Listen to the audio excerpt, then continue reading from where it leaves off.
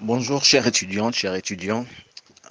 Ce cours est destiné aux étudiants du S6 droit français et qui va porter sur le droit bancaire. Ce qu'on peut dire dès le départ, c'est que le droit bancaire fait partie de ces disciplines juridiques longtemps réservées aux seuls spécialistes et praticiens de la banque.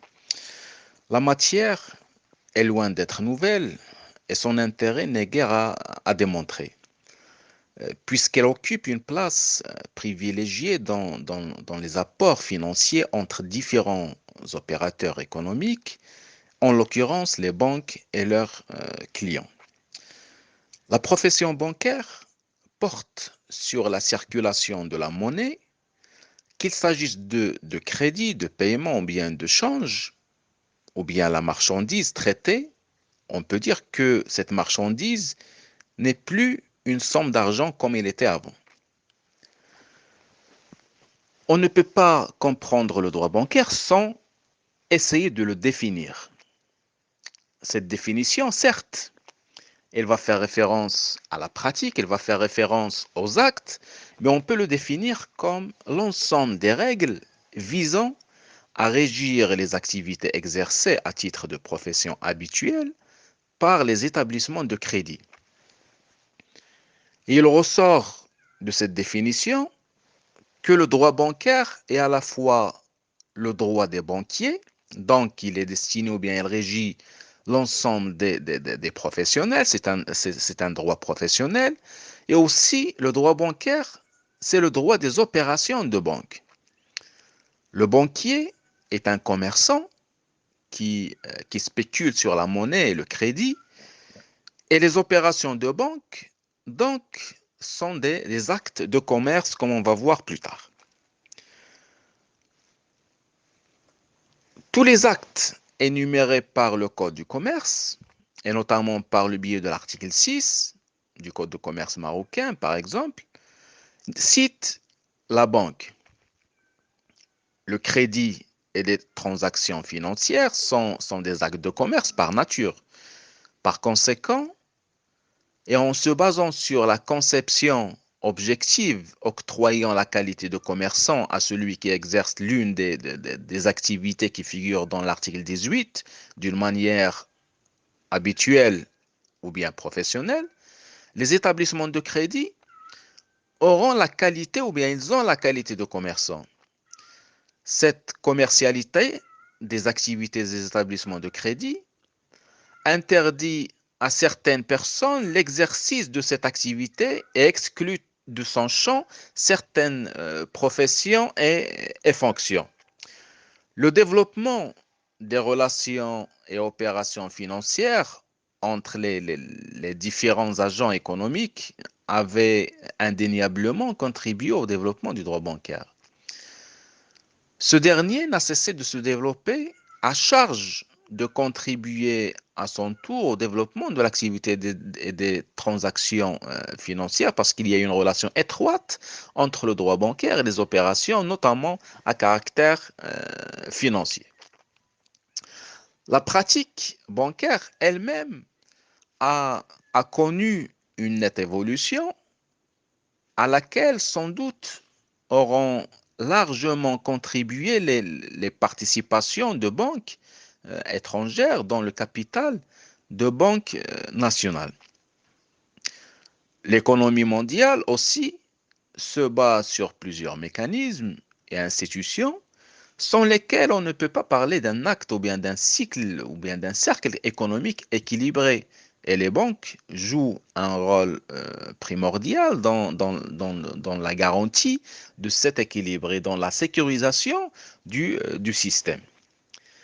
Sans doute, avec, euh, avec la présence des juridictions de commerce en particulier, le droit bancaire occupe une place de choix parce que les juridictions de commerce ils vont essayer de concrétiser au niveau de la pratique le rôle joué par le droit bancaire par le biais bien sûr des litiges qu'ils vont traiter. La doctrine aussi a commencé à s'intéresser davantage à cette branche de droit après un début assez timide parce que les spécialistes, notamment dans le droit bancaire, étaient rares et on peut dire que les écrits même dans ce domaine, ils se comptaient au doigt de la main. Mais heureusement, maintenant, il y a une richesse au niveau de cette doctrine. L'objectif de ces cours est de présenter une discipline fondamentale qui occupe un rôle, un rôle central dans l'économie de façon à en développer davantage la connaissance des droits et obligations de chacun et portant pour une meilleure efficacité, bien sûr, dans le domaine, et le tout conformément aux dispositions légales et réglementaires qui réglementent la matière.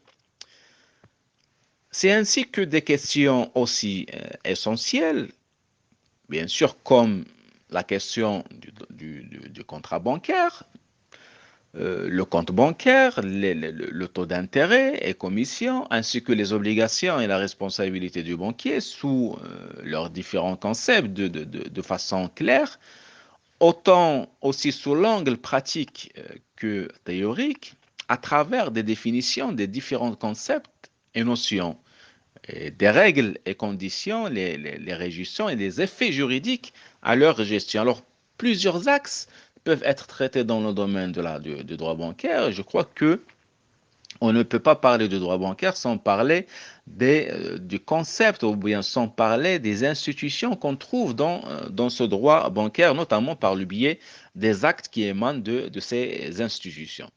Alors,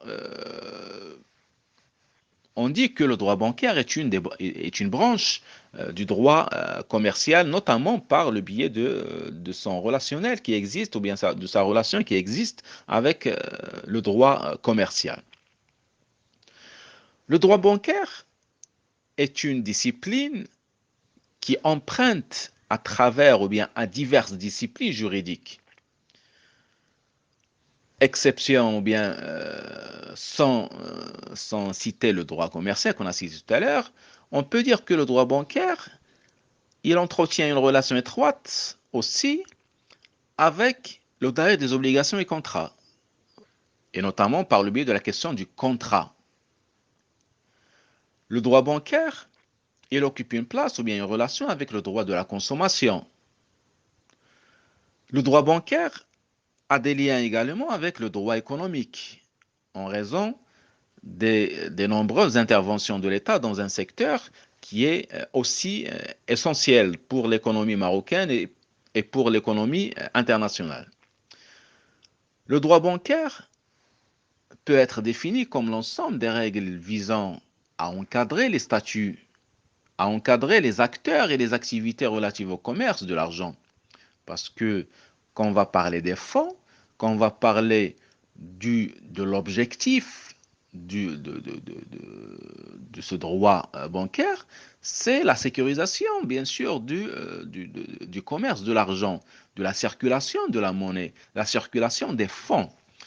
Et il est traditionnellement considéré comme une branche du droit commercial se rattachant, ou bien ce rattachement, trouve sa justification dans l'article 6 du Code de commerce qui répute acte de commerce les activités de banque de crédit et les transactions financières. D'autre part, le droit bancaire se rattache également au droit économique et qui est un droit qui met en avance l'intervention de l'État dans les rapports économiques. À partir de là, on peut dire que le droit bancaire n'est pas une branche de droit propre aux banques, mais c'est un droit qui se chevauche avec d'autres disciplines et qui se chevauche avec d'autres matières. Elle comporte un ensemble de règles qui régissent aussi bien le secteur bancaire, dans ses relations intrinsèques, que les banques dans leurs relations avec leur clientèle. Et c'est la raison pour laquelle On peut dire que le droit bancaire, c'est un droit professionnel parce qu'il régit plusieurs actes à caractère professionnel, mais aussi c'est un droit qui a une relation étroite avec le consommateur, avec le client, avec la partie qui est considérée, on va le voir plus tard, comme une partie faible dans la réalisation de ce contrat qui est le client ou bien le consommateur. D'où la relation étroite avec le droit de la consommation. Le droit bancaire ne peut pas se définir sans l'institution, sans l'organisme qui est la banque. Alors, la banque est une personne morale qui exerce son activité. Bien sûr, quand on parle du droit bancaire marocain, cette personne morale doit exercer son activité au Maroc. Peu importe son siège social ou bien la nationalité de ses actionnaires ou bien de son directeur.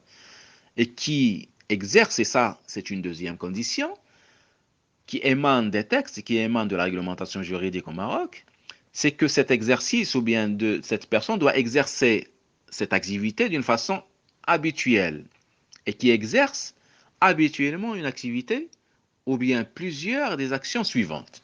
Et sont en nombre de 3. Et toujours en se référant au droit ou bien à la loi bancaire. D'abord, la réception de fonds du public. Deuxièmement, les opérations de crédit. Et troisièmement, la mise à disposition de la clientèle de tout moyen de paiement. Et ce sont les instruments qui permettent le transfert de fonds, quel que soit le support ou bien la procédure technique utilisée. Donc, d'après cette définition de la banque, et en se référant, à la réglementation juridique, nous constatons qu'une banque ne peut être qu'une personne morale et que la personne physique est exclue de, du domaine de la banque ou bien de la définition de la banque. Ensuite, le terme habituel peut être synonyme de professionnalisme. Et ça, c'est une discussion parce que au niveau juridique, l'habitude, est-ce que c'est ou bien la notion de l'habitude, est-ce que c'est une notion qui est synonyme au professionnalisme? Ça, on n'en est pas sûr. Mais en tout cas, on peut dire que le professionnalisme qui est demandé ou bien l'habitude, pardon, qui est demandée par la loi bancaire, peut nous amener à un professionnalisme. La plupart du temps, la banque prend la forme d'une société anonyme. Et c'est la raison pour laquelle on peut dire que, en dehors de la relation qui existe avec avec le droit commercial, on peut dire que les banques, par, ou bien dans l'objectif de gain qu'ils visent ou bien qu'ils essayent d'avoir, peut être un danger ou bien peut être une institution qui peut porter atteinte aux droits euh, des particuliers, notamment, mais aussi aux droits économiques et au pays. Alors, on va le voir toujours en parlant quand on va voir par exemple, le fond ou bien la réglementation juridique de la loi bancaire. On ne peut pas parler du droit bancaire sans faire une petite analyse de l'histoire du droit bancaire. Bien que la profession bancaire apparaît comme des plus modernes, et n'en demeure pas moins que son exercice est très ancien, car la fonction de paiement et de crédit compte substantielle, l'activité bancaire est ancestrale même dans l'histoire. Les premières traces de l'activité de banque sont recensées par les historiens à Babylone dans le Code de Hammurabi. Les premières traces du métier de banquier apparaissent dès l'Antiquité par le biais du Code de Hammurabi vers 1700 avant Jésus-Christ. Et il y en a ceux qui disaient que le début de la banque a commencé à l'époque de la préhistoire. après le temple rouge de Rouk, et notamment dans 3500 ans avant Jésus-Christ, qui est, ou bien le temple rouge de Rouk, c'est une ville irakienne qui est très importante dans le domaine que ce soit dans le domaine politique ou bien dans le domaine religieux, et dans lesquels les prêtres de ce temple sont considérés comme les premiers prêteurs en nature.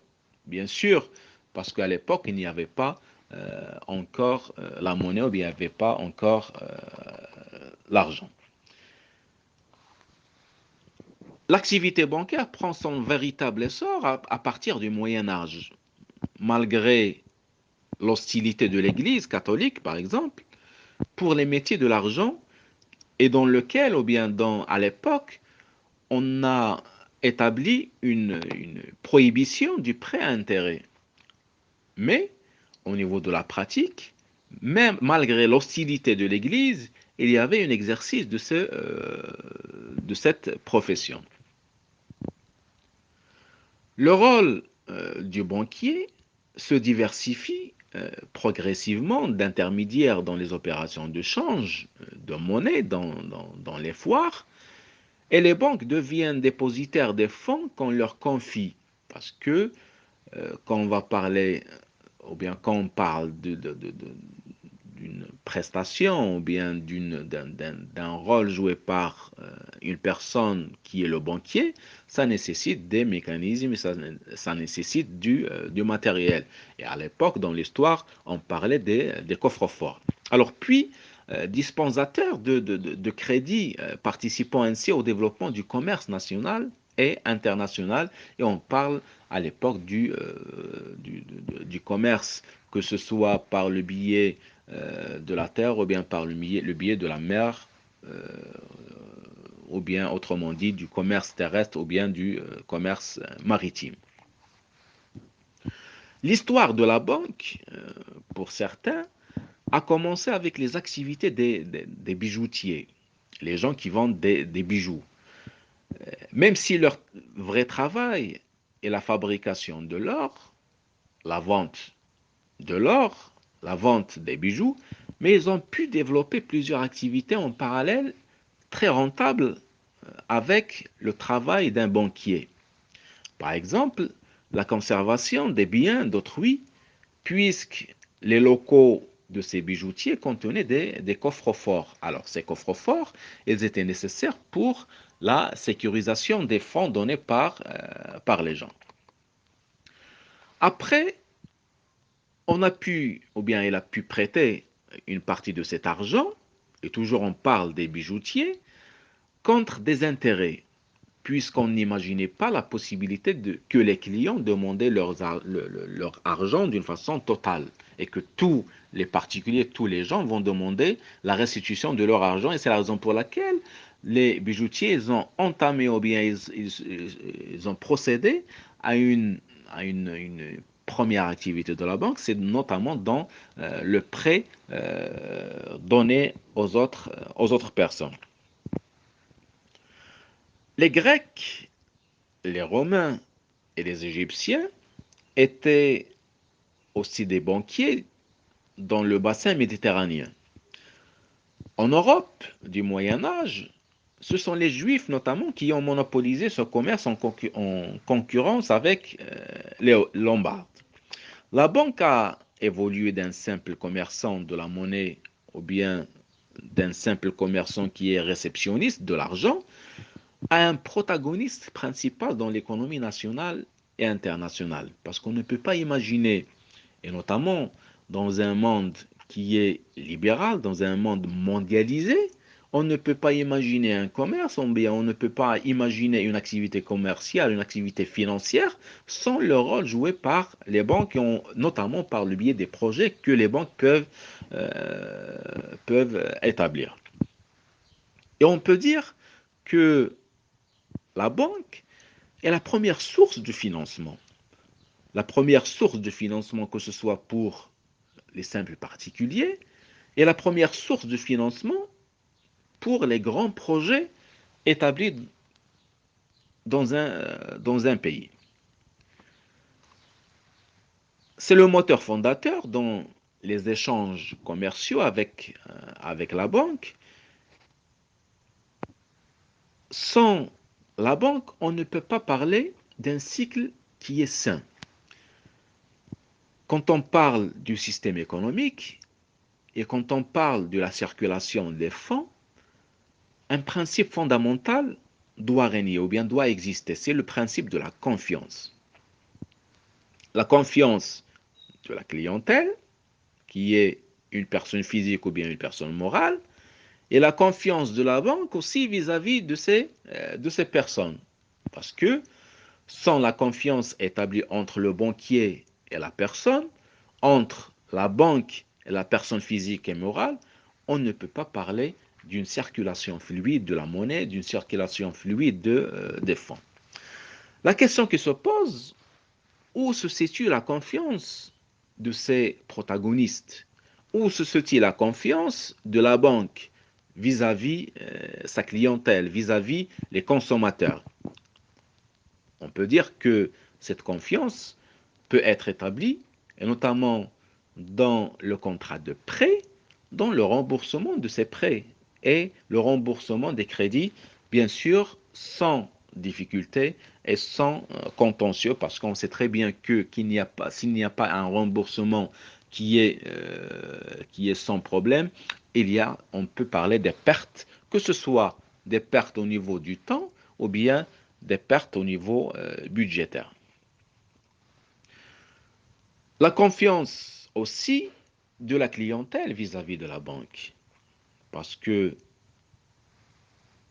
cette confiance doit être basée sur la restitution de l'argent mis à la disposition de la banque.